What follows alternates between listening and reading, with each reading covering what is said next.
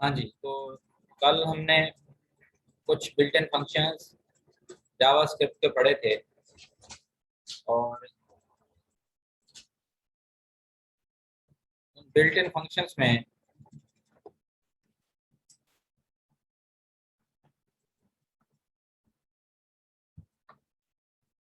Built in functions में हमने map function पढ़ा। मैप के बाद हमने फिल्टर फंक्शन पढ़ा। ज़रा एक नज़र उनको देख भी लेते हैं दोबारा से। मैं ज़रा नोट पैड ओपन करता हूँ। देखिए जी, हमने जो कल फंक्शन पढ़ा था, कौन कौन से पढ़े थे हमने एक अरे ली। लेट्स सपोज एक अरे है और इस अरे के अंदर हमने एलिमेंट्स रख दिए थे। 80 था, 27 था, 34, 45, इस तरह की एक एरे थी। अब बात ये है, ये हमारी ओरिजिनल एरे है। क्या ये? मैं जरा सम अप करने लगा हूँ। डिफरेंस कहाँ आता है? डिफरेंस आता है कि लेट कोई भी आप बिल्ट इन फंक्शन यूज करते हैं, उसके आपने लेफ्ट साइड पे क्या लिखना है। ये मैंने क्वेश्चन मार्क लगाए हैं ना, तो इसका मतलब मैं यहाँ क्या लिखूंगा? एरे डॉट मैप जब कर रहा हूँ, एरे डॉट जब मैप कर रहा हूँ तब मैं यहाँ क्या लिखूंगा। और दूसरी चीज ये कि यहाँ पे तो कोई ना कोई वेरिएबल ही होगा। लेट्स सपोज मैं एक्स की बात कर लेता हूँ, एक्स वेरिएबल होगा। और यहाँ क्या होगा? ये जो मैंने जहां मैंने क्वेश्चन मार्क लिखा है ना, यहाँ पर चेंज आ जाए। सिमिलरली अगर मैं इसकी बजाय मैं फंक्शन यूज कर लेता हूँ, मैप की बजाय फिल्टर यूज करता हूँ। क्या यूज करता हूँ? फिल्टर यूज करता हूँ। तो यहाँ क्या रिटर्न होगा और यहाँ क्या रिटर्न? यहाँ आप क्या लिखेंगे? ठीक है, क्वेश्चन मार्क समझ आए? इन दोनों फंक्शंस के दरमियान जो डिफरेंस आना है वो इन्हीं दो प्लेसेस पे आना है जो मैंने लिखी है। कि मैं यहाँ क्या लिखूं? यहाँ तो मुझे कुछ ऐसा लिखना है जो मुझे ये रिटर्न कर रहा है। उस रिटर्न वैल्यू को स्टोर करने के लिए मुझे यहाँ क्या लिखना चाहिए?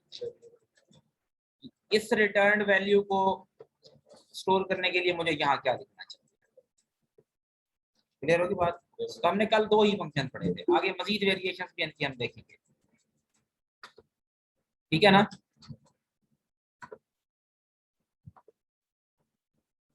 तो देखिए जी, ये दोनों फंक्शंस फिल्टर भी और मैप भी, ये जो एक्स के अंदर इनपुट लेते हैं ये अरे लेते हैं। क्या लेते हैं? अरे इनपुट लेते हैं।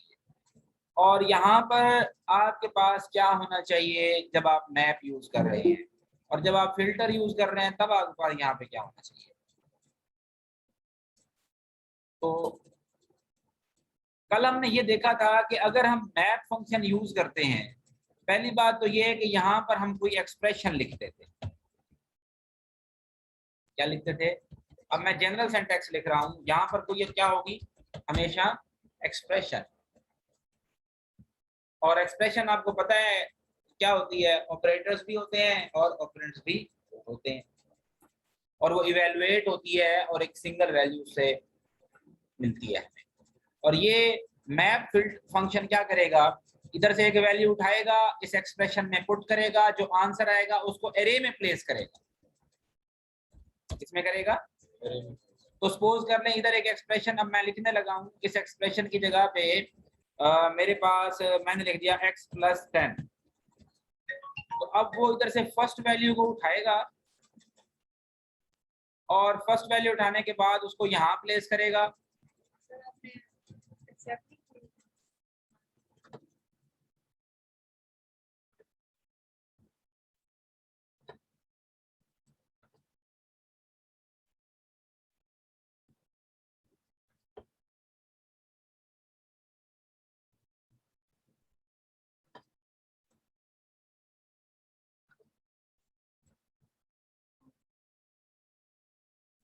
जी, तो हम बात कर रहे थे यहाँ कि हमारे पास ये जो मैथ फंक्शन होगा, जब हम यहाँ इनपुट देंगे, एक्सप्रेशन लिखेंगे, तो वो वहां से एक वैल्यू उठा के यहाँ पुट करेगा, उसके अंदर 10 ऐड करेगा, और जो आंसर आएगा वो अगर 0 इंडेक्स वाली वैल्यू उसने उठाई है तो न्यू एरे के अंदर क्या कर रहा है, 90 प्लेस कर रहा है। ये 90 कैसे, उसने यहाँ से वैल्यू उठाई और इसके अंदर पुट किया, ये x के अंदर आ गई। अब x प्लस 10 का मतलब है 80 प्लस 10, तो वो क्या आता है आंसर 90। जो भी ये रिटर्न करेगा हमें एरो फंक्शन, वो एरे के अंदर क्या हो जाएगा, स्टोर हो जाएगा। अभी ये लेफ्ट साइड पे नहीं आया, लेफ्ट साइड पे अभी नहीं आया। अब सेकंड हमारे पास एलिमेंट होगा, सेकंड एलिमेंट उठाएगा, प्लेस करेगा एक्सप्रेशन के अंदर, और उसके अंदर 10 ऐड करेगा, तो हमें क्या रिटर्न करेगा, 37। फिर इसी तरह नेक्स्ट 34 को उठाएगा तो वो 44, फिर 55, फिर 97। इस तरह जब एलिमेंट खत्म हो जाएंगे उसके बाद उसे पता लग जाएगा हाँ भाई अब सारे एलिमेंट खत्म हो गए हैं, तो आंसर में ये पूरी की पूरी एरे आ गई। उसने ये पूरी एरे उठा के रिटर्न कर देनी है।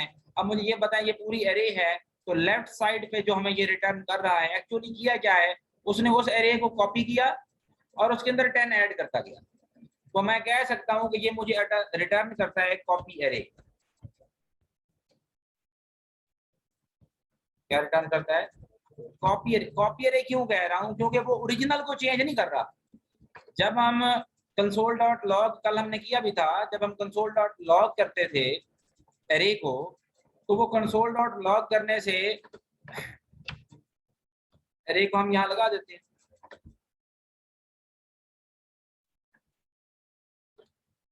मैंने यहाँ पर,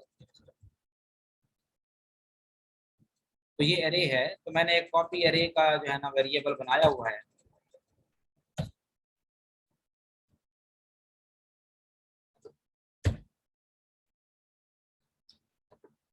कॉपी एरे का है, और इसके अंदर अब क्या है कि हमारे पास ये एरे कॉपी हो रही है, ठीक है ना, ऐड चेंज होने के बाद। अब जब हम कंसोल डॉट लॉग करते हैं, कंसोल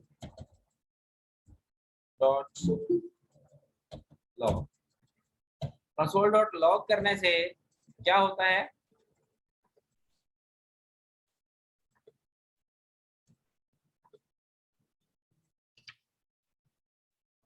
अगर मैं पहली एरे प्रिंट करवाता हूँ और फिर मैं कंसोल डॉट लॉग करके दूसरी कॉपी एरे प्रिंट करवाता हूँ, तो मेरे पास आंसर देखें क्या आता है। तो CLS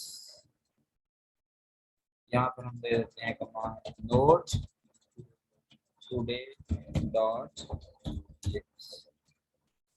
अब आप देखें, आपको जो है ना उसने एक पहली एरे भी रिटर्न कर दी और उसी एरे को एक और एरे में कॉपी किया, लेकिन वैल्यूज मॉडिफाई की। तो रिटर्न हमें जो किया उसने पूरी की पूरी एरे रिटर्न, ऐसे ही ना। अच्छा, तो अब ये बात हम इसके बारे में समराइज कर सकते हैं कि जो मैथ फंक्शन होता है वो एक तो एरे पे काम करता है या लिस्ट पे काम करेगा, दूसरा ये कि वो वैल्यूज को मॉडिफाई करता है और एक कॉपी एरे रिटर्न करता है। वो कोई भी वैल्यू स्किप नहीं करेगा। अगर आपने कल ये भी लगाया था कि कंडीशनल अगर आप यहाँ पर लगाएंगे कि आपने कहा अगर यहाँ पर एक्स की वैल्यू क्या होगी, ग्रेटर देन होगी, या एक्स की वैल्यू लेस देन होगी 70 से, या हम आज बना लेते हैं 70 की बजाय, चले 70 कर लेते हैं। अगर 70 से होगी देन वो हमें क्या रिटर्न करेगा, x प्लस 10, अदरवाइज वो क्या रिटर्न करेगा, x। रिटर्न का मतलब वो x अभी वो उसके अंदर ले जाएगा, एरे के अंदर। सेव किया, दोबारा रन करके देखें, तो अब आप देखें आपको पहला और आखिरी एलिमेंट अपने ओरिजिनल एरे का अनचेंज्ड मिलेंगे, लेकिन दरमियान वाले क्योंकि वो कंडीशन के मुताबिक लेस देन 70 थे, तो उनके अंदर 10 क्या हो गया, ऐड। तो अब ऐसा नहीं किया उसने कि सिर्फ उन्हीं एलिमेंट्स को ही आपको प्रिंट करवाएगा, वो कोई एलिमेंट छोड़ नहीं सकता। एलिमेंट, कल मैंने फिर ब्लॉक लेवल स्टेटमेंट भी आपको बताई थी कि अगर आप इसको ब्लॉक लेवल पे लेके जाएं और उसमें कहें कि सिर्फ हमें x प्लस 10 ही रिटर्न हो, तो जो वैल्यूज आप रिटर्न नहीं करवाएंगे उनकी जगह पे वो अनडिफाइंड प्लेस करेगा। पता है ना ये बात, कल की थी। तो ये तो हमारा था वो। अगर हम इसी की जगह पे मैप की जगह पे क्या लगाते हैं, फिल्टर लगाते हैं, देखिएगा क्या होता है। फिल्टर लगाया हमने फंक्शन, ठीक है, कंट्रोल एस किया, CLS किया, और यहां पर हम इसको चला दें। हाँ जी, इसने कुछ किया, इसका मतलब इसने तो काम ही नहीं किया, ऐसे ना। सेम वही एरे उठा के हमने, मसला ये है, मैं दोबारा उस नोटपैड पे आ जाता हूँ, कि जब हम फिल्टर फंक्शन यूज करेंगे तो ये डिपेंड करता है, ये मैटर करता है कि आपने एरो फंक्शन की राइट साइड पे क्या लिखा हुआ है। समझिए बात। तो यहाँ पर आपके पास हमेशा बूलियन एक्सप्रेशन होनी चाहिए, होनी चाहिए। इस बात का क्या मतलब है, बूलियन एक्सप्रेशन होनी चाहिए कि ऐसी एक्सप्रेशन होनी चाहिए जिसका आंसर या तो 0 या 1 आता है, यानी कि या ट्रू आता है या फॉल्स आता है, दैट्स इट। तभी ये काम करेगा, क्योंकि ये फिल्टर करता है, ये बताता है, ये इसका काम इतना होता है, हम इसको पूरी एरे दे देते हैं, भाई ये 200 एलिमेंट की एरे है, तो उसने उसमें से बस फिल्टर करके एलिमेंट देने हैं कि कोई एलिमेंट उठाना है या नहीं उठाना, उठाना है या नहीं उठाना, yes no yes no yes no. तो yes means 1, no means 0, yes means true, no means false. इसलिए यहाँ पर बूलियन एक्सप्रेशन हमारे पास होनी चाहिए हमेशा। डन। और हाँ, ये भी हमें करता कॉपी अरे ही रिटर्न, क्या रिटर्न करता है, कॉपी। ये दोनों फंक्शन हमें अरे ही रिटर्न करेंगे, लेकिन दोनों के अरे रिटर्न करने का तरीका चेंज है।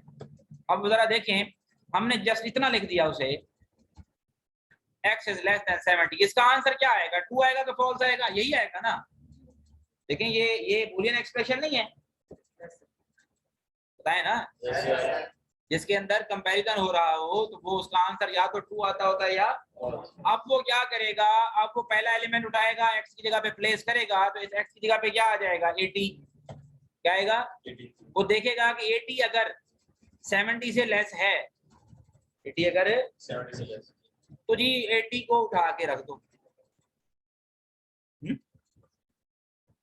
अगर 80 नहीं है तो उसको स्किप कर।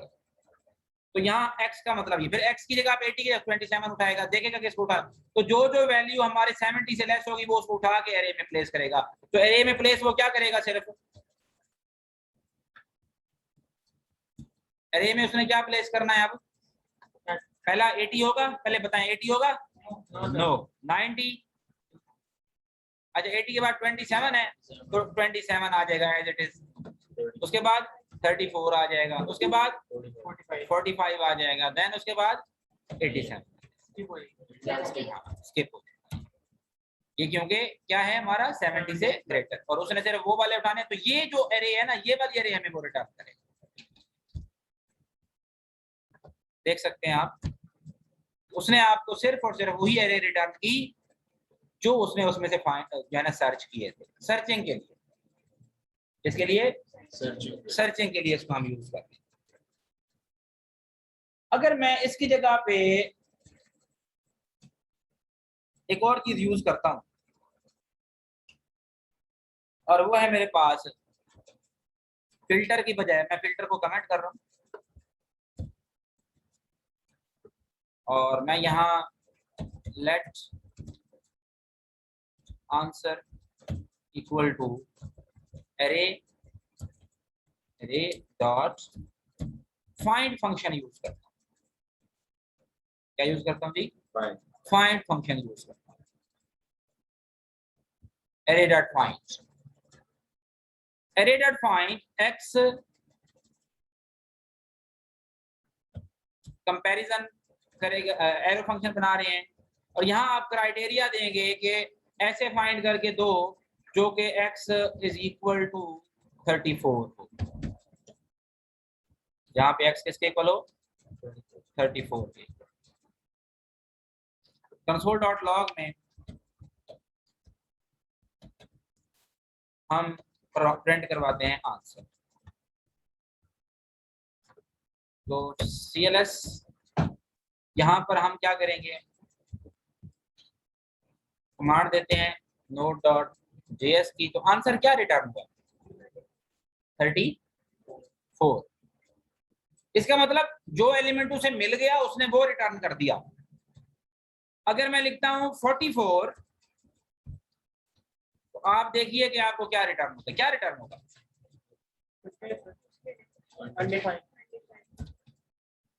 क्योंकि जावास्क्रिप्ट के अंदर जब कुछ भी ना हो तो क्या रिटर्न होता है? अनडिफाइंड, क्योंकि वो मैच नहीं किया था।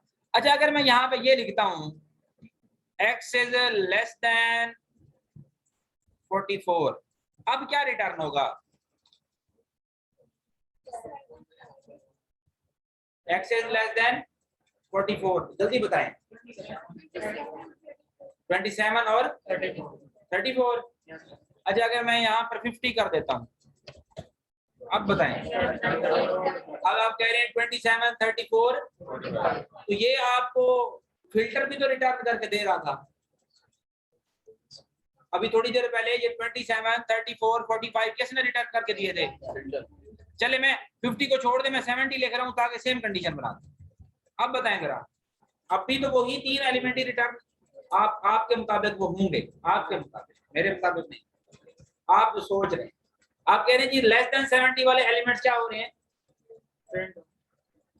आपको रिटर्न हो रहे हैं। ऐसे ये फाइंड है, ये ढूंढता है, सर्च करता है, तो इसको एग्जीक्यूट करते हैं। आप देखेंगे कि इसने तो कोई कमाल ही कर दिया है।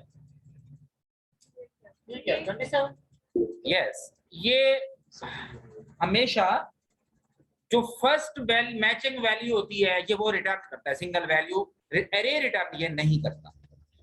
सर्चिंग में यही होता है ना, हम जब सर्च कर रहे होते हैं, जैसे ही हमें रिजल्ट मिल जाता है हम रुक जाते हैं।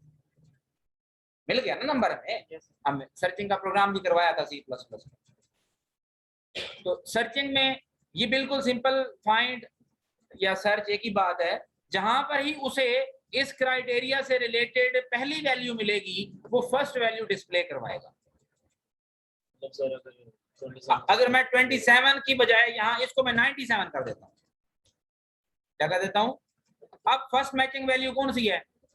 34 है, तो आंसर रिटर्न क्या आना चाहिए? 34। देखें 34 आ गया।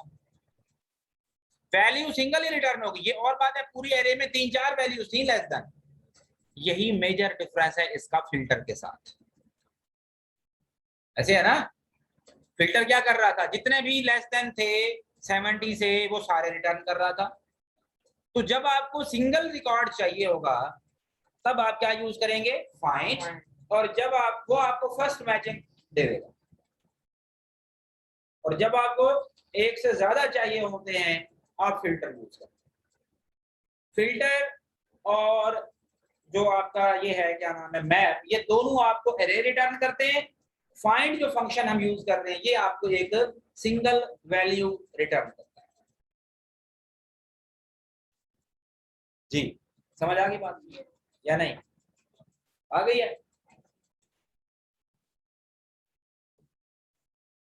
आगे चले।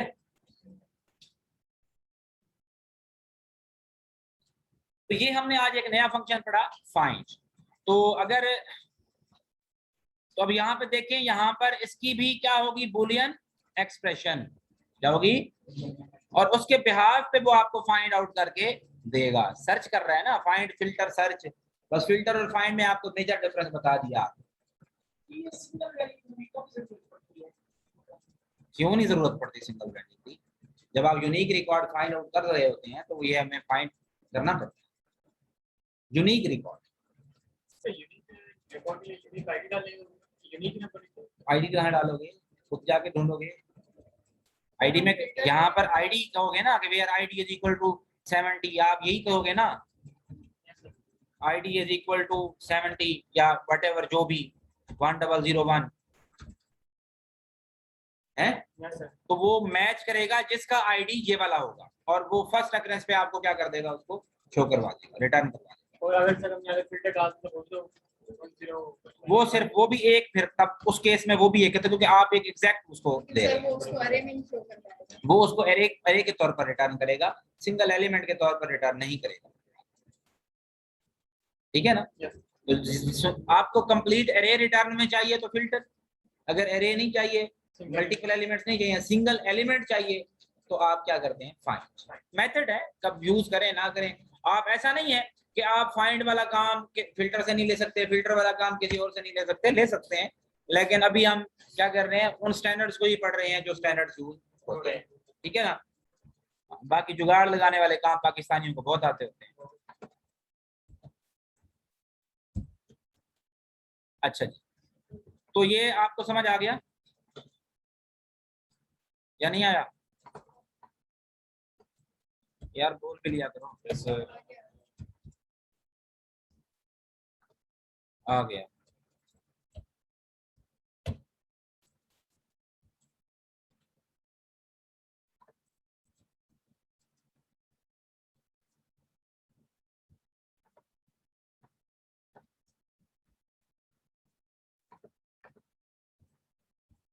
अच्छा जी, नेक्स्ट अब हम बात कर लेते हैं एक और फंक्शन की, और जो कि आपने पढ़ा भी हुआ था, फॉर ईच।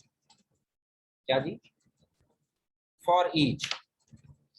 अच्छा, नॉर्मली आप क्या कर रहे हैं, आप ऐसे कर रहे हैं, let answer is equal to array dot find. अब मैं लिखता हूं array dot for each, for each. अब यहां मैंने लिखा x, और एरो फंक्शन बना रहा हूं, तो मैं अभी सिंगल लाइन रखना चाहूंगा उसको।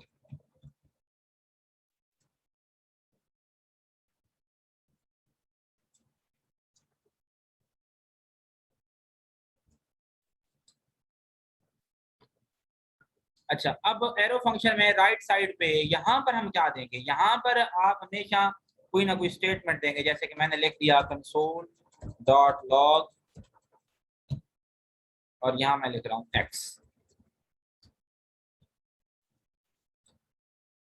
अच्छा, अब जब मैं ऐसा करता हूँ, और ऐसा करने के बाद मैं इसको प्रिंट करवाता हूँ, कंसोल डॉट लॉग, और मैंने आंसर प्रिंट कराया, ये इसमें थोड़ी सी वो होगी, आपने देखना है कि क्या चेंजिंग मैंने करनी है। आंसर बताएं जी, आखिर में अनडिफाइंड आ रहा है। इस अनडिफाइंड, पहली बात है ये क्यों आ रहा है, किस वजह से, मैं बताता हूँ। फॉर ईच का मतलब है इस एरे डॉट फॉर ईच का मतलब ये हुआ कि एरे के हर एक एलिमेंट के लिए, array dot for each element of the array, आप इसको यूं पढ़ते हैं, for each element of the array x arrow console dot log x, कि उसमें से x में वैल्यू उठाओ और कंसोल डॉट लॉग x का मतलब उसको प्रिंट करवा दो। चले, प्रिंट तो यहां तक हो रहा है, 1897 उसने कर दिया प्रिंट, ये अनडिफाइंड आ रहा है इस स्टेटमेंट की वजह से, कंसोल डॉट लॉग हमने आखिर में आंसर प्रिंट कराया हुआ है। अच्छा, इसका मतलब है आंसर के अंदर कुछ भी नहीं है, आंसर के अंदर कुछ भी नहीं है, तो फॉर ईच के बाद अगर आंसर में कुछ नहीं है, इसका मतलब फॉर ईच कुछ भी रिटर्न नहीं करता, फॉर ईच रिटर्न नहीं करता, बल्कि फॉर ईच उस लूप के साथ जो ऑपरेशन करता है वो अपनी बॉडी में ही उसको क्या करता है, डिस्प्ले करवा देता है, या उस बॉडी के अंदर ही उसको ऑपरेशन परफॉर्म करवा देता है। तो आप यहाँ पर कोई एक्सप्रेशन नहीं दे सकते, यहाँ पर स्टेटमेंट देंगे। एक्सप्रेशन जैसे x प्लस 10 लिख देते तो वो x प्लस 10 कैलकुलेट होकर रिटर्न हो जाता था। अब जो भी स्टेटमेंट देंगे वो स्टेटमेंट यहाँ पे चलेगी, ठीक है ना, वो स्टेटमेंट इधर ही चलेगी। यहां तक की बात समझना आई, आ गई? ठीक है। अब इसका मतलब ये, अगर लेफ्ट साइड पे ये चाहिए नहीं जनाब, तो हम इसको लिख ही क्यों रहे हैं, तो हम ये भी उड़ा देते हैं। ऐसा हमें कब चाहिए होगा मैं अभी बताता हूँ आपको। आप कर सकते हैं ये सारा काम जो कि ट्रेडिशनली आप एरे से करते थे, वो सारा आप फॉर ईच के थ्रू करते थे। फॉर ईच एक लूप है, एक किस्म का क्या, ये लूप ही है, for each element of the array, और फॉर भी तो यही करता था। Yes sir. तो अब यहाँ पर हम देते हैं, इसने आपको वो सारे एलिमेंट प्रिंट करा दिए। अच्छा, मैं कहता हूँ फॉर ईच +10 करते हैं तो या +10, तब देखेंगे क्या करता है।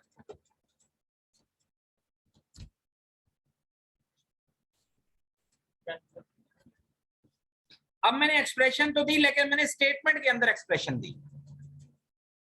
किसके अंदर दी?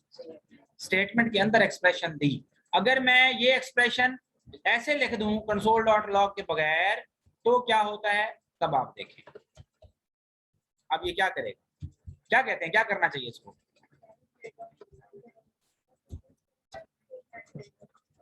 अच्छा चलें चेक कर लेते हैं इसको, आपको क्या देता है। कुछ भी आउटपुट नहीं देगा। आउटपुट तो तभी होगी ना अगर आप उसको डिस्प्ले करवाएंगे तो।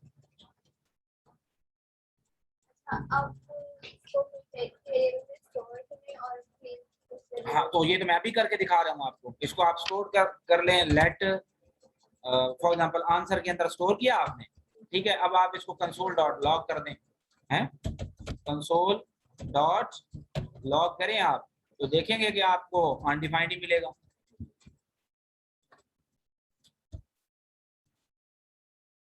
तो ये बात प्रूव हो गई है अब कि फॉर ईच कुछ भी रिटर्न नहीं करेगा। चलें जी, फिर हम इसको यूज क्यों कर रहे हैं? जब आपने उसी लूप के अंदर ही उन्हीं एलिमेंट्स पे कुछ ऑपरेशंस परफॉर्म करने हों तब हम फॉर ईच को इस्तेमाल कर सकते हैं। फॉर एग्जांपल मैंने आपसे कहा मुझे आप वो वाले एलिमेंट प्रिंट करवा के दें जो एलिमेंट इस एरे में इवन है। क्या है? इसका मतलब इस एरो फंक्शन को अब मैं ले जाऊंगा ब्लॉक लेवल पे। किस पे?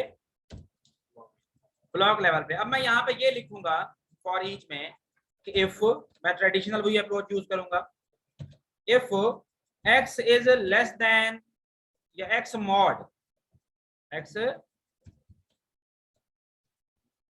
ऑपरेटर यहाँ पर परसेंटेज साइन आएगा, x mod 2 double equal 0, then console dot log x। अगर वो इवन है तो वो क्या करेगा, प्रिंट करेगा। इवन ऑड का प्रोग्राम करते होते थे ना, आपको सिर्फ इवन वाले को प्रिंट करके देता है। मतलब अब अगर आपको कभी लूप किसी एरे पे लगाना भी पड़ जाए खुद से और आपने उस पे सॉर्टिंग ना करनी हो, आपने लूप किसी और डिफरेंट पर्पस के लिए लगाना हो, आपने सर्च ना करने हो, सर्च ना करने हो, आपने सर्च की बजाय जो है ना आपने जो फंक्शन मैप किया है मैप ना करना हो, फॉर द अदर पर्पस अगर आप कोई उस एलिमेंट को एक्सेस करना चाहते हैं तमाम एलिमेंट्स को, तो फॉर ईच का इस्तेमाल आप कर सकते हैं। ये वही फॉर ईच है जिस तरह आप क्यों, अगर फॉर ईच की जगह पे आप क्यों लिखते हैं ना कि for i is equal to 0, i less than whatever जी सारा, तो अब उसका वो सिंटैक्स खत्म हो गया। आप फॉर ईच को एरो फंक्शन पास कर दें और वो ही सारा वही आपके फॉर लूप वाला काम करेगा। ऐसे ही है या नहीं? ये भी है यार। अरे आपकी वेबसाइट पे हो क्या रहा है, आपके सॉफ्टवेयर में हो क्या रहा है? आप या तो डेटा सर्च कर लो, आपने जब भी नेट यूज किया है क्या किया है, उसको सर्च किया। उस सर्च के डिफरेंट मेथड्स हम पढ़ते हैं, ठीक है ना। अब ये आपको एलिमेंट्स रिटर्न कर रहा है, ये एक से ज्यादा एलिमेंट्स रिटर्न कर रहा है। वो पहले जो फिल्टर है वो एक से ज्यादा एलिमेंट करता है, लेकिन एरे करता है रिटर्न। ये एरे नहीं कर रहा आपको, ये एलिमेंट्स रिटर्न कर रहा है। वो एरे रिटर्न कर रहा था, फिल्टर आपको एरे रिटर्न करता है। अच्छा, फिल्टर के बाद अगर आप फाइंड फंक्शन यूज करते हैं तो फाइंड आपको एलिमेंट तो रिटर्न करता है लेकिन सिंगल एलिमेंट रिटर्न करता है। और फॉर ईच से अगर आपने कुछ रिटर्न करवाना हो तो फॉर ईच आपको मल्टीपल वैल्यूज रिटर्न करेगा, लेकिन वो वैल्यूज के तौर पर रिटर्न करेगा, वो एरे के तौर पर रिटर्न नहीं करेगा। समझ आई बात? अभी हम इसको समराइज करेंगे थोड़ी देर। फॉर ईच का मकसद आपको समझ आ गया होगा। हाँ जी, ठीक है। तो फॉर ईच में ये बात याद रख लें, फॉर ईच में यहाँ पर हमेशा आगे क्या आती होती हैं, स्टेटमेंट्स आती होती हैं। यहाँ पर कोई आप बूलियन एक्सप्रेशन वगैरह नहीं देते होते, स्टेटमेंट देते हैं, एक्सप्रेशन भी नहीं देते। ओके, तो फॉर ईच भी हो गया हमारा।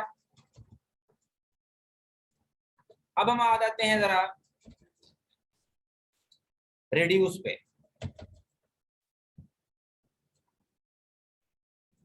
रेड्यूस फंक्शन क्या करेगा? तो हमने एक वेरिएबल बनाया, लेट आंसर लेना है जी हमने, इज इक्वल टू अरे डॉट रिड्यूस।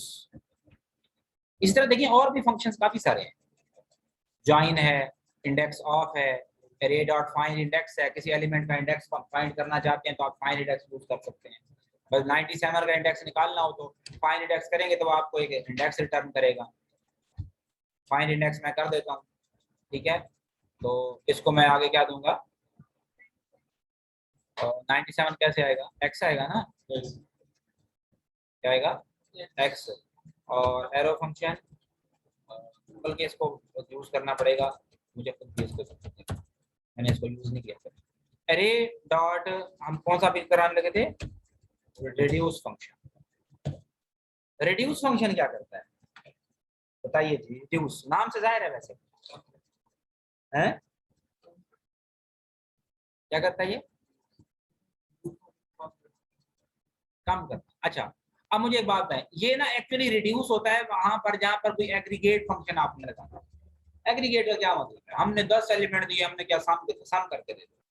तो नॉर्मली अगर हम सम करें तो क्या होता है, जरा मैं इसको भी थोड़ी देर के लिए कमेंट करता हूँ। इस एरे के सम करने, एलिमेंट्स का सम करना है तो आपको क्या करना होगा, आप क्या करेंगे, आप एक वेरिएबल बना लेंगे पहले, लेट सम इक्वल टू क्या कर देंगे आप उसे 0, और फिर आप क्या लगाएंगे, for i is equal to 0 है, आई लेस देन जी, i less than 5 i plus plus. अच्छा 5 की बजाय बड़ा डायरेक्ट एक तरीका होता है, array dot length. Array dot जितनी भी एरे होगी आपका वो ऑटोमेटिकली यहाँ पे आ जाएगा। तो आपने कहा जी क्या करके दे हमें, रिटर्न सम कैलकुलेट करके दे, sum is equal to sum plus, हाँ जी क्या कर रहे हैं हम, sum plus array of i. यहाँ पे एग्रीगेशन हो रही है, सम क्या कर रहा है, अपने प्रीवियस वैल्यू के अंदर अगली वैल्यू उठा उठा के क्या कर रहा है, ऐड कर रहा है। आखिर में हम करवा रहे हैं जी console dot log sum is equal to sum, sum is equal to, यहाँ क्या लगाएंगे, प्लस देन सम। पहले तो इसकी आउटपुट देख लेते हैं,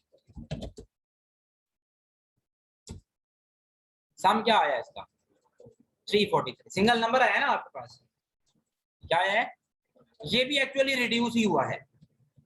क्या हुआ ये, कि पूरी एरे थी, उस पूरी एरे में तमाम एलिमेंट्स को ऐड करके फाइव वैल्यूज थी, 5 वैल्यूज को रिड्यूस करके सिंगल वैल्यू में कन्वर्ट कर दिया, एग्रीगेशन कराई। यहाँ पर ये कैलकुलेशन हो रही होती है ना, वहां पे उन इस तरह के फंक्शन एग्रीगेट फंक्शन कहलाते हैं, जहां पर कोई कंप्यूटेशन हो रही होती है, कंप्यूटेशनल कैपेबिलिटी जिनकी होती है। अच्छा अब ये सारा काम देखें, मुझे ये सारा कोड लिखना पड़ा है, यहाँ तक लूप की लॉजिक भी बनानी पड़ी है और वेरिएबल भी अलग से बनाना पड़ा है। तो ये मेरे लिए थोड़ा सा, मैं अब यही काम मैं रिड्यूस से कैसे ले सकता हूं, मैं क्या करूंगा, लेट सम बना लेते हैं यहीं पे, sum is equal to array, array dot reduce, और इसको हमने पास क्या करना है, इसको हमने दो चीजें देनी, कितनी चीजें देनी है, दो चीजें पास करनी है जी। एरो फंक्शन आपको पता है लेफ्ट साइड पे क्या होती है, इनपुट होती है, वैसे मैं पहले क्यों लिख देता हूँ, एक्स एरो। अब इस एरो की राइट साइड पे आपको पता होता है क्या है, हमारी आउटपुट आनी है, और लेफ्ट साइड पे क्या आना है हमारा। अब हम चाह तो ये रहे हैं कि लेफ्ट साइड पे इनपुट एक नहीं है, इनपुट एक, लेफ्ट साइड पे दो इनपुट जानी है, एक तो वो वेरिएबल भेजेंगे आप जिसके अंदर सम करना है, और दूसरा वो एलिमेंट ये खुद उठाएगा, उसको रीड करेगा, देन करेगा क्या वो, इसके बाद उसने करना है कि सम प्लस एक्स, और कॉमे के बाद ये वैल्यू इनिशियलाइजेशन वैल्यू है, ये जो पहला पैरामीटर आपको नजर आ रहा है, ये इसको 0 से इनिशियलाइज अभी किया था ना नीचे हमने, यहाँ इनिशियलाइज का ये तरीका है कि आपने इधर इनपुट का जो पैरामीटर है ये 0 दे देना है यहाँ पे। अब ये 0 एक्चुअली सम को इनिशियलाइज करवा रहा है, उसके बाद वहां से x उठाता जाएगा और सम में ऐड करता जाएगा। आखिर में जब सारे x खत्म हो जाएंगे, पूरी एरे ट्रैवर्स हो जाएगी, वो जो आंसर है वो इस सम में क्या कर देगा, स्टोर कर देगा। और console.log जब हम सम करेंगे तो मैं सपोज करता हूँ अब इसको 87 की बजाय मैं इसको 97 ले देता हूँ ताकि आंसर मेरा चेंज आना चाहिए। अब क्या आया, मैंने 10 पढ़ाया तो सम में भी 10 क्या हो गया, इंक्रीज हो गया। अब आप ये देखें, जो काम मुझे यहाँ पे लूप लगा के और ये इस तरह की लॉजिक लिख के करना पड़ रहा था, वो मेरा काम सिंगल लाइन के अंदर हो गया। इसलिए इसको कहा जाता है कि ये रिड्यूस फंक्शन है, क्योंकि ये एग्रीगेशन करवाता है और पूरी की पूरी एरे को क्या कर रहा है, रिड्यूस करवा रहा है। अगर आपने प्रोडक्ट लेना हो, सम की जगह पे प्रोडक्ट का वेरिएबल पास कर देंगे और उसको इनिशियलाइज 0 से प्रोडक्ट मल्टीप्लाई बाय x कर दें। करके देख लेते हैं। आपने सम लिया, आप इसको कॉपी करें, नीचे पेस्ट करें और अब आप प्रोडक्ट ले लें, सम प्रोडक्ट, और यहाँ पर आप क्या पास करेंगे, अब प्रोडक्ट, ठीक है। और ये क्या करेगा आपको, product plus x and then initialization इसको किससे करवाना है हमने, क्योंकि प्रोडक्ट जब मल्टीप्लाई होता है ना तो पहले प्रोडक्ट की वैल्यू 1 रखेंगे फिर वो मल्टीप्लाई होगा। हाँ जी, और यहाँ पे क्या आएगा हमारा, मल्टीप्लाई, दैट्स इट। और अब जब हम इसको सम की बजाय क्या करेंगे, आप इसको डिस्प्ले करवाएंगे, प्रोडक्ट इज इक्वल टू, तो यहाँ पे आप क्या लिखेंगे, प्रो। देन जब आप इसको डिस्प्ले करवाएं तो आपके पास दोनों चीजों का आंसर जो है वो आना चाहिए।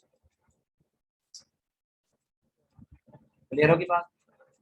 आप ये देखें कि आपको अगर मैं एरे का प्रोग्राम दे दूं C++ में लिखने के लिए और कहूं कि सारे एलिमेंट्स का प्रोडक्ट निकालो, तो आप वहां पर ही फंस जाते हैं। और यहाँ जावास्क्रिप्ट की ब्यूटी देखें आप कि वो एक लाइन के अंदर ही सारा कुछ करवा के दे रहा है आपको। इसलिए इस तरह के हमारी डेवलपमेंट कॉस्ट कम हो जाती है।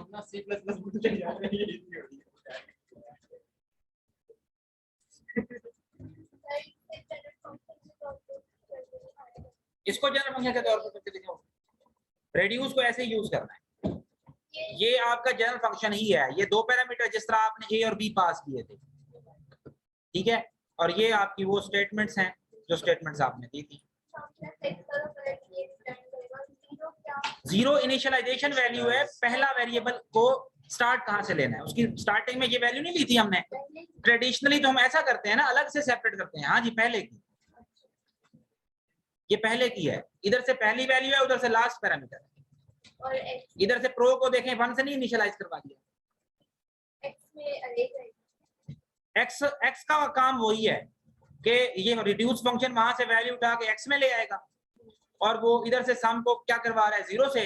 जब सम प्लस एक्स करेंगे तो वो सम प्लस एक्स में क्या होगा, पहले 0 उठाएगा और फिर एक्स वाली वैल्यू 80 उठाएगा, तो सम और एक्स को क्या करेगा, वो ऐड करेगा 80 और वापस आंसर इस सम को पास कर देगा। अब एक्स के अंदर, सम के अंदर 80 आ गया, समझिए। ये जो वैल्यू रिटर्न हो रही है ना, ये वैल्यू रिटर्न, ये एक्चुअली दोबारा इसी वेरिएबल के अंदर आ रही है। और ये वाली जो वैल्यू, ये सिर्फ फर्स्ट टाइम पे इसको मिलेगी, उसके बाद नहीं मिलेगी। उसके बाद बस यही यहाँ पे लूप समझने के लगा हुआ है। उसके बाद यहाँ पे ट्रैवर्स कर रहा है, बड़ा देख लें आप लोग जरा, मैं इधर से समझाता हूं कि ये 80 जो है ये आ गया एक्स के अंदर, क्या गया, और ये जो 0 है, ये 0 आ गया इस सम के अंदर, क्या गया ये सम के, समझिए बात। अच्छा, अब करेगा क्या, करेगा वो ये, जब ये सम के अंदर ये 0, यानी कि ये आप इनडायरेक्टली कहें तो ये 0 सम के अंदर x वाली वैल्यू यहाँ पे 0 प्लस सम करें तो 0 प्लस x करें तो 80 आता है ना, वो जो 80 होगा। अब पहले तो होता था कि हम लेफ्ट पे लिखते थे सम इज इक्वल टू, तो यहाँ से 80 इसके अंदर शो हो जाता, तो ऑटोमेटिकली मूव बैक ऐसे ही कर रहा है, वो सम x इस वापस इस सम को दे देता है और x नया आ जाता है। फिर वो वाला x और ये वाला सम इसको मिलते हैं, ये सम और x को क्या कर देता है जी। क्लियर होगी बात की? नहीं आप इसको यूं भी पहले समझ सकते हैं कि ये रिड्यूस फंक्शन है ना, हमें दो पैरामीटर पास करना, ठीक है, वो ज्यादा है एरो फंक्शन।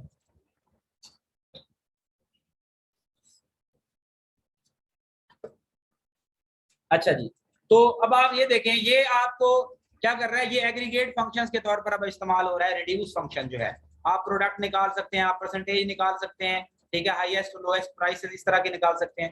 तो ये आप प्रॉफिट लॉस निकाल सकते हैं रिड्यूस से, ठीक है ना, फार्मूला बना के उसके अंदर ये रिड्यूस को देंगे तो आप सारी प्रोडक्ट के रेट दे दें, सारी प्राइसेस दे दें, जो आपकी परचेज प्राइसेस होती हैं उनकी सेल प्राइस भी दे दें, और उनका जो है ना जो कॉस्ट प्राइस होती है, जो कि ओरिजिनल उनकी प्राइस होती है, ये भी दे दें। इस तरह से मतलब आप उसके लॉजिक बना के जो है ना प्रॉफिट लॉस भी इससे, इसलिए इसको एग्रीगेट फंक्शन बोला जाता है, रिड्यूस फंक्शन होता है, ठीक है। तो ये एग्रीगेटेड वैल्यू रिटर्न करेगा। समझ आ गई बात की?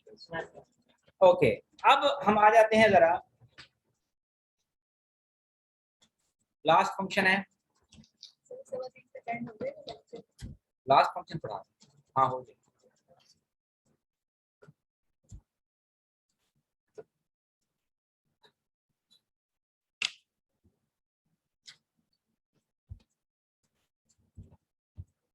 अच्छा, ये जितनी मैं एग्जांपल लिख रहा हूँ मैं ये एक्चुअली ये सारी सबके अंदर वही सेम यूज करता हूँ।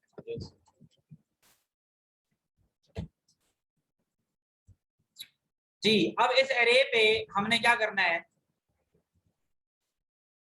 हमने कोई और फंक्शन एक है हमारा सॉर्ट का, और चले मैं थोड़ी देर के लिए अब एरे चेंज करता हूँ, इस एरे को भी कमेंट कर देता हूँ, मैं स्ट्रिंग टाइप की एरे लेता हूँ। लेट्स फॉर एग्जांपल हमारे पास है प्रोडक्ट्स इक्वल टू, तो जो पहली प्रोडक्ट है उसका नाम बताएं जी, फॉर एग्जांपल लैपटॉप है, क्या है, लैपटॉप है। दूसरी जो प्रोडक्ट है वो हमारे पास कौन सी है, सेल फोन कह लें आप। देन तीसरी जो प्रोडक्ट है वो आप कह लें, ए से किसी का नाम बताएं, ए से नाम बताएं।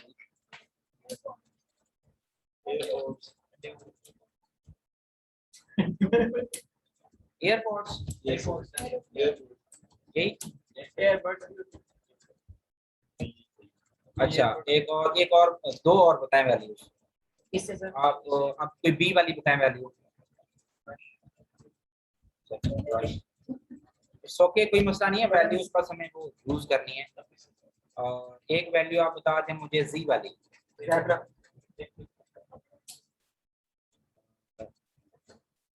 क्या वैल्यू चाहिए? जी।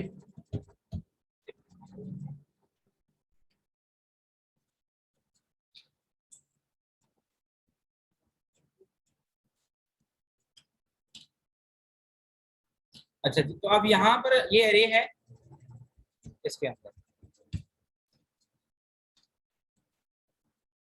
हमने करना है इसको सॉर्ट, क्या करना है, सॉर्ट, सॉर्ट करना है। तो जाहिर है सॉर्ट करेंगे, रिटर्न भी हमें क्या मिलेगी, एक एरे मिलेगी। तो हम करते हैं जी, लेट हम दोबारा प्रोडक्ट्स के लिए हम सपोज आंसर ले लेते हैं, क्या ले लेते हैं, आंसर की, यह अरे होगी तो अरे मिल जाएगी, जो भी होगा खैर देखें। चले मैं इसको array equal to products dot sort, products dot sort function मैंने कॉल किया। अब मैं क्या करता हूँ, कंसोल डॉट लॉग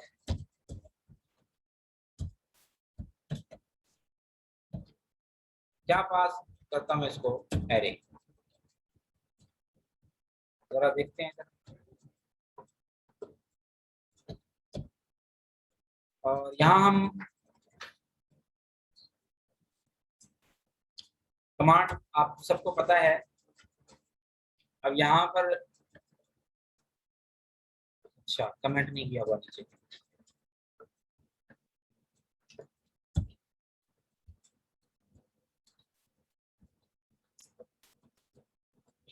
CLS दोबारा हम रन कर लेते हैं।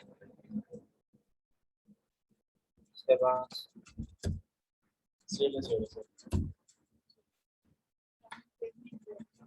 सेव किया।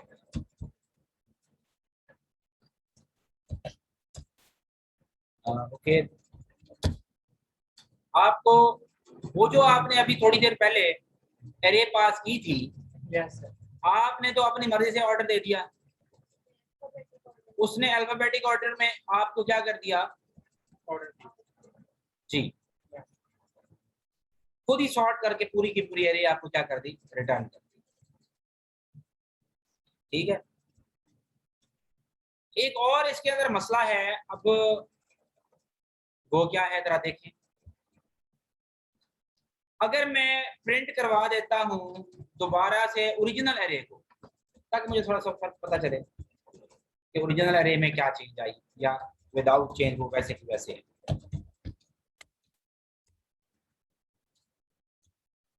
तो अब हमने जब देखा तो हमारे पास सेम, यानी कि हुआ ये कि सॉर्ट फंक्शन ने दोनों को चेंज कर दिया। यस सर, दोनों का मतलब ये हुआ कि एक्चुअली सॉर्ट फंक्शन जो अप्लाई होता है वो इंटरनल एरे के ऊपर होता है। कहाँ होता है, इंटरनल एरे के इंटरनल एलिमेंट्स पे होता है, और वहीं पे ही वो एक्चुअली स्वैपिंग कर रहा होता है उसी एरे के अंदर। वो कोई न्यू एरे नहीं क्रिएट करके देता है इस तरह की।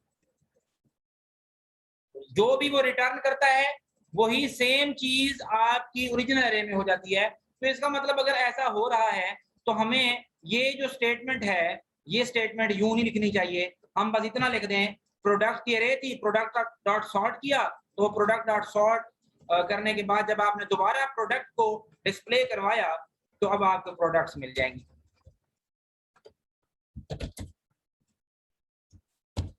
देखें, ठीक है ना। तो वो जो एक्स्ट्रा स्टेटमेंट्स थी अब वो क्या हो गई, निकल।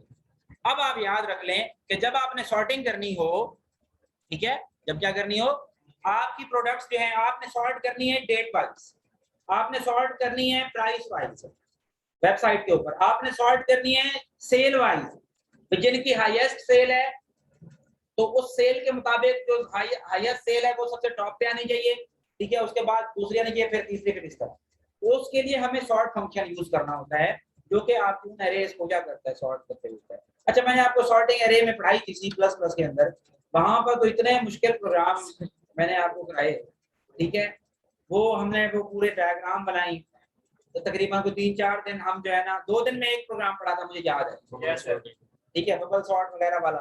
तो हाँ, तो वो वहां पर हम इतने इतने बड़े कॉम्प्लेक्स किस्म की चीजें पढ़ते हैं, और जावास्क्रिप्ट के अंदर हमने कहा ये अरे ले लो और सॉर्ट करके दे दो, उसने हमारा सारा काम 2 लाइन प्रोग्राम समझ आइए बात। तो एक्चुअली वो कुछ कोर लॉजिक्स होती हैं जिनके लिए आपको वो करना पड़ता है, और सबसे फास्ट लैंग्वेज जो होती है ना वो C++ ही है, लेकिन उसके अंदर वो खुद तो फास्ट है, हर चीज स्पीड नहीं होती, हमें प्रोग्रामर कॉस्ट भी देखनी होती है। अब मुझे एक बात बताएं, अब यहाँ पर बैठे हुए हमने जस्ट प्रोडक्ट डॉट सॉर्ट का फंक्शन लगाया, उसने सॉर्ट कर दिया, और अगर हम सॉर्टिंग का पूरी लॉजिक यहाँ पर लिखना स्टार्ट करते तो हमारे लिए क्या हो जाता, वो बड़ा कॉम्प्लेक्स टास्क हो जाता और हमें टाइम ज्यादा लगता। तो इस तरह कहा यह जाता है कि जब से जावास्क्रिप्ट में ES6 आया ना, ये सारे ES6 का पार्ट है, तो ES6 आने से ना 30 से 40% जो कोड है ना वो रिड्यूस हो गया। इसका मतलब 30 से 40% कॉस्ट भी रिड्यूस हो गई है। जहां पर जिस कंपनी के अंदर एक प्रोजेक्ट पे 10 दिन काम करती थी टीम, अब वही टीम जो है वहां पर 7 दिन में, 6 दिन में प्रोजेक्ट कंप्लीट कर लेती है, और आप उनसे बाकी और काम अगले 3-4 दिन में ले सकते हैं। तो ये सॉफ्टवेयर डेवलपर, सॉफ्टवेयर हाउस वाले इसलिए इन लोगों को प्रेफर करते हैं, क्योंकि इससे तो एक कोड आपका शॉर्ट हो जाता है, दूसरा इन लाइब्रेरीज के अंदर ये बड़ा स्पीडली काम हो जाता है कि यहाँ से प्रोग्रामर की स्पीड, प्रोग्रामर की कॉस्ट कम हो जाती है, स्पीड ना हो जाती है, डेवलपमेंट स्पीड बढ़ जाती है। वही होती है जो हम बैकएंड पे जो एल्गोरिथम लगा हुआ है सारे एल्गोरिथम सॉर्टिंग ही करते हैं। अब ये तो ES6 वालों ने देखा ना कि इस सॉर्ट फंक्शन में उन्होंने कौन सा एल्गोरिथम, जाहिर सी बात है कॉमन सेंस है, उन्होंने एफिशिएंट एल्गोरिथम लगाया होगा। लेटेस्ट लाइब्रेरी है और इसके अंदर आपका सॉर्ट फंक्शन में जो बैक पे एल्गोरिथम उन्होंने लगाया हुआ है तो वो उन्होंने लेटेस्ट लगाया होगा। अब वो इतने एक्सपर्ट बैठे होते हैं, हमारे जैसे थोड़ी होते हैं जी। तो बात क्लियर हो गई। अच्छा, अब हम जरा इसको मैं कर देता हूं कमेंट। मैं थोड़ा सा इसलिए बाद में, पहले मैंने ये बना ली। अब मैं आपको एक और चीज यहां दिखाता हूं। ये एरे है, इसको मैंने सॉर्ट करना है जी। क्या करना है? सॉर्ट। यहां मैं 9 कर देता हूं, यहां मैं कर देता हूं 15 और यहां मैं कर देता हूं 7। ये एरे आपके सामने आ गई। अच्छा, अब जब मैंने ये लिखा एरे डॉट सॉर्ट, तो अब आप देखें इसको, जब मैंने एरे तो खैर पास नहीं करनी, एरे डॉट सॉर्ट वो खुद ही कर देगा। अब आप कंसोल डॉट लॉग जब लिखेंगे, कंसोल डॉट लॉग, अरे ये फंक्शन के बाद वो नहीं आएगा। अरे यार लगा देते हैं, कोई मसला नहीं, ये बस आप बना दीजिए जी। क्या आंसर आएगा जल्दी से बताएं। 7 9 15 34 80, यही आंसर आएगा। हैं? 15, 34, 7, 8, 9। क्या मतलब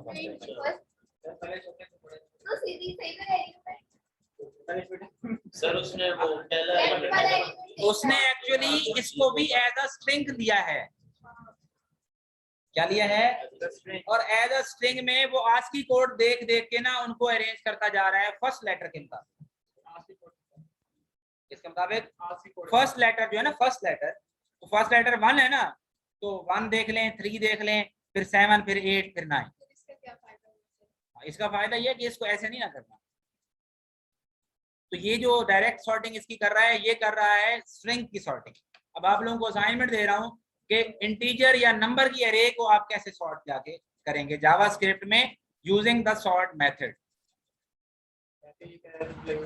यूजिंग द, बड़ा आसान था, थोड़ी सी इसके अंदर चेंज है, अब इतनी तो आपको सर्च करनी भी चाहिए जी। यहाँ तक बात समझ आ गई आपको? ओके, तो आज का हमारा जो लेक्चर है वो यहाँ पे एंड होता है।